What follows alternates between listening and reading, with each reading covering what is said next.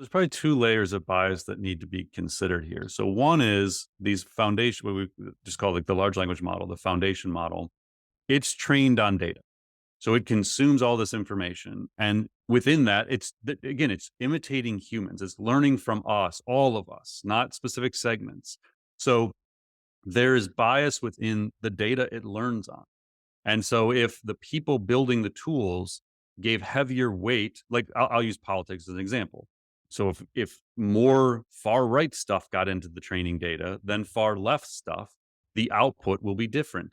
If it's if it's trained in China, which as of this Mm. moment, the most powerful open source version of this, as of like last week, is a Chinese trained language model.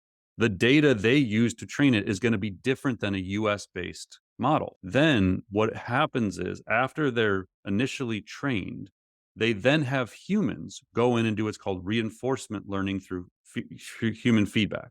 So the humans are actually sitting there and they will test these systems. They will get all kinds of examples, all kinds of prompts, and then the AI will output things. And the human says, this is a better answer than this one. Next time you're asked things like this, give this kind of answer. So there's the bias of the humans who then fine tune the model to become the chat GPT that you and I would use. And so in the case of GPT-4, which at this moment is still the most powerful closed or proprietary model, it was in training for 6.5 months before they released it. So they had all kinds of stuff. So if you go and ask it about like a specific politician or a religious leader or a government leader, it may actually not give you an answer.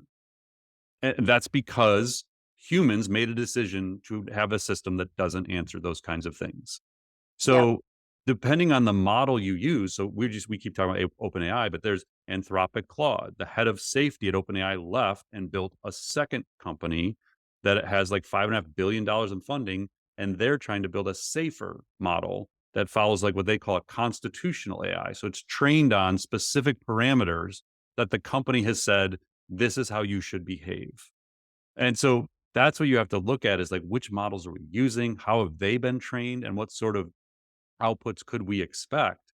And that's going to be one of the big like Elon Musk, who's all about free speech, under at least what he's calling free speech.